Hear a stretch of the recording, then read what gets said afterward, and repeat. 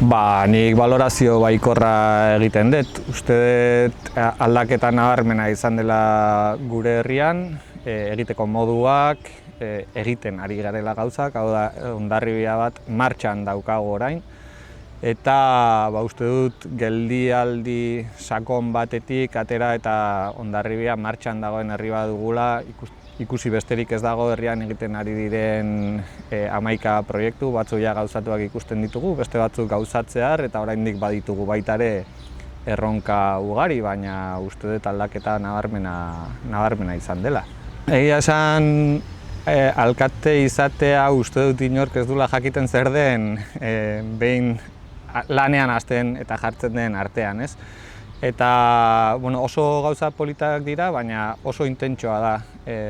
Egunero mila gauza ezberdinetan eta bata bestearen jarraian izaten dira eta lanketa potoloa da, polita ere, asko ikasten da, egia esan behar dut asko ikasten dela, harreman asko egiten direla eta norbere burua ezagutzeko ere balio duen erronka bat ere bada. Egia esan behartzen gaitu gobernura iritsi aurretik eskatzen genuen gauza bati, ez? Zela ezberdinen arteko harremanak sendotzea eta akordioak lortzea, ez? Eta neurri batean esan beharra daukat, gobernu akordio batetan, alderdi ezberdinetako gobernu akordio batetan, elkarrizketa eta koordinazioa izaten dela zailtasun handietako bat, eta adostasunetara iritsi beharra daukagu proposamenak gainerakoei egin aurretik, ez? Eta hori erronka polita da, ez da beti erresa, baina erronka polita da. Eta neurri horretan esan beharra daukat ere, herri mailan akordioa EH Bildurekin lortu genuen bezala Ahotsanitz udaltaldetik, baita ere esan beharra daukat alkate bezala lanean abilen horretan erakunde arteko konplizitateak ere bilatzen jarduten dugula, ez? Eta berezia iruditzen zaidala nola herri ezberdinetan dauden kolore ezberdinetako kudeatzaileekin akordioetara iristeko gaitasun eta prestutasuna erakusten ari garen, bai Foru Aldundia, Jaurlaritza, Gipuzkoako beste gainerako udalerriak, Irungoa, Hendaiakoa adibidez ere, eta kolore ezberdinetako alkateekin eta gainerako ordezkariekin adostasunetara iristeko ere gaitasuna badagoen eta zaila den arren erronka oso polita da.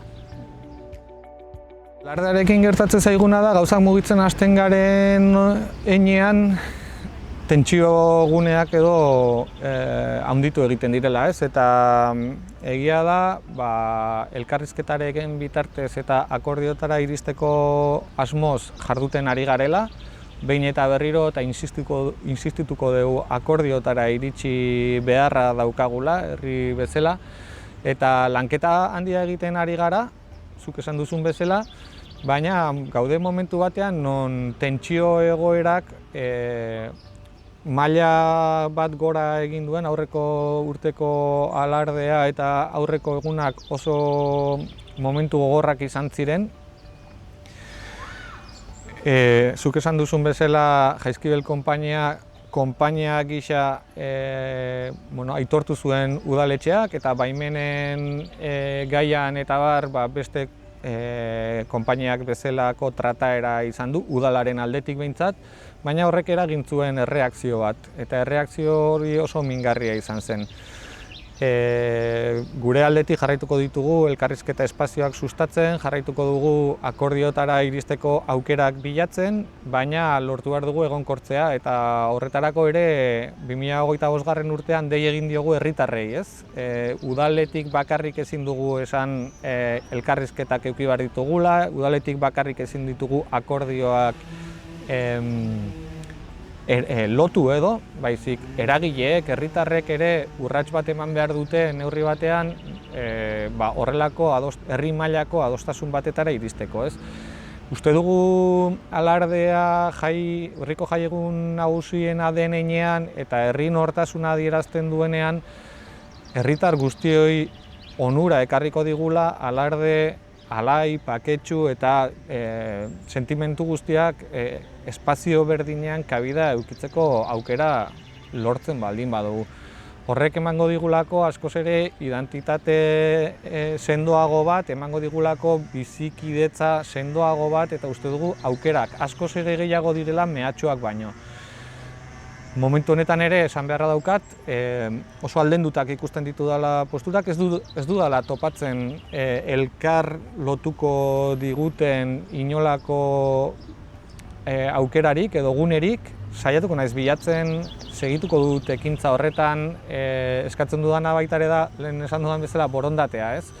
Herritarren aldetik borondatea badagola uste dut, behintzat inkestak horrela erakutsi dute, eta guztioi dagokigu urrats bat aurrera eramatea, eta desberdintzen gaituzten hoiei pixu gutxiago eta batzen gaituzten hoiei pixu gehiago ematea, hori ez, jai egun garrantzitsu hori modu baketsu, alaian eta guztiak espazio bat izateko aukera bilatzeko garaian. Bueno, egia da inkestak erakusten ditula zenbait ikuspegi, baina egia da erakusten ditula ikuspegi desberdindu batzuk, ez? Interpretagarriak dira inkesta horrek ematen dituen emaitza batzuk behintzat, baina mugimenduan dagoen herri bat ere erakusten du badela, ez? Zeintzuk dire hurrengo urratsak? Hurrengo urratsak izan behar dute sakontzea orain arte emandako aldaketa horietan, egonkortu egin behar da, tentsio giro hori baretu egin behar da, urratsak ere emateko ezinbestekoa delako adostasun espazio batzuk edo sortzea, ez?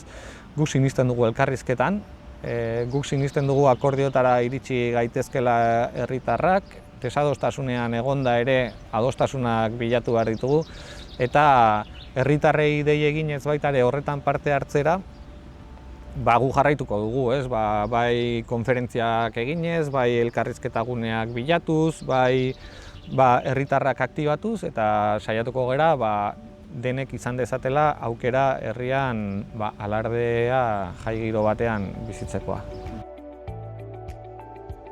Erronka nagusia bi urte hauetan ziurrenik APOa bera da, hirigintza plana. Izan ere, hirigintza planak eragiten duena da, hemendik 15 urte barrurako herri argazkia nola izango den erakustea, ez? Eta gentozen egoera batetik non ezadostasuneko tresna bat zen, eta nola egiten genuen aurre, horrelako proiektu potolo bati aurrera begirakoan ere ahalik eta adostasun maila altuenarekin herritarren beharrei erantzuteko. Bereziki etxebizitza gabezia edo etxebizitza larrialdia deitzen diogun bezala, etxebizitza larrialdi hori nola erantzungo diogun datozen urteetan. Eta hor, plana bera lantzeaz aparte, plana xehatuko duten dokumentuak ere jorratzen aritu gara. Hori da estrategikoki nik uste dut aurre egin behar diogun dokumentu hori garrantzizkoena. Finean, etxebizitza gabeziari erantzuteko tresna bada, interes orokorrari begiratzen zaion tresna bada, eta neurri horretan lortu duguna edo gu behintzat asetu gaituena da gabezi horri erantzun sakon bat emango dion dokumentu bat aurkeztea. Talde batetik etxebizitzari dagokionean 1.500 edo etxebizitza, 1.500-1.600 etxebizitza egitea ahalbidetuko duen tresna bat izango dela. Beste alde batetik mugikortasunari eta ingurumenari dagokionean dokumentu honek jasoko du herri trinkoago bat, hau da herritarrek edukiko dituztela zerbitzuak bere etxetik gutxienez 15 minutu oinez ibiltzearekin zerbitzu batzuk edo besteak edukiko dituen dokumentu bat izatea bermatuko duela. Eta hirugarrenik nik uste dut oso inportantea dela nola egingo dugun hau, ez? Eta hor aldaketa sakon bat dagoela lehen egiten zen hirigintza eredutik hemendik aurrera egitea espero dugun hirigintza eredura, ez? Udaletxeak etxe bizitzak egiteagatik baditu eskubide batzuk, jasotzen ditu eskubide batzuk. Orain arte ekonomikoki jasotzen ziren eta ondoren etorkizun batean babestutako etxeak egiteko gordetzen zen diru bat. Hortik dator Hondarribiak daukan kaudimen handia, altxortegi handi hori. Guk ez dugu eskubide horiek ez ditugu dirutan jaso nahi. Guk eskubide horiek etxe bizitzetan jaso nahi ditugu.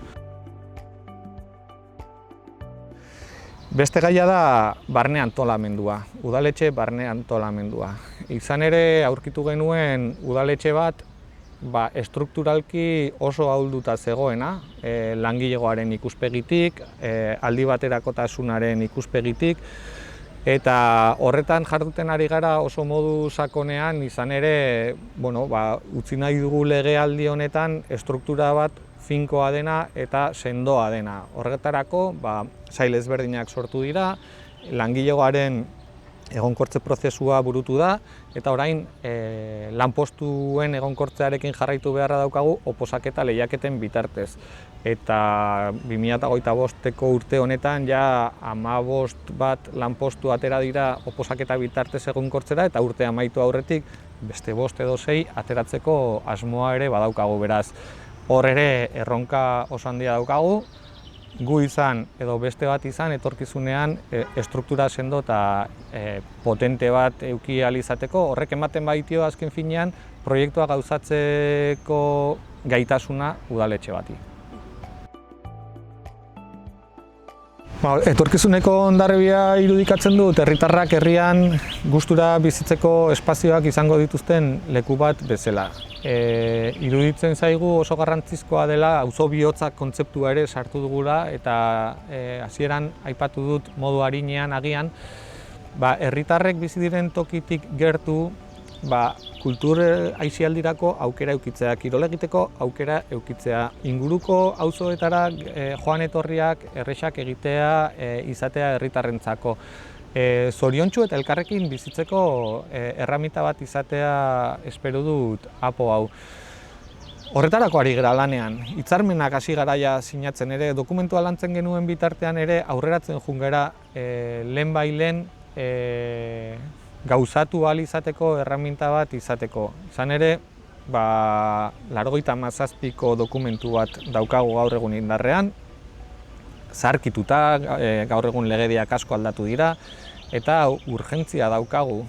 Herriak urgentzia dauka hirigintza plan bat eukitzekoa, eta garapen bat eragitekoa gure herrian, mugikortasun ikuspegitik ere, hainbat esparrutatik ikusiaz, garapen bat interes orokorreko dokumentu bat da, eta horretarako uste dut guztion lankidetza, guztion beharra daukagula hau egikaritzerako garaian.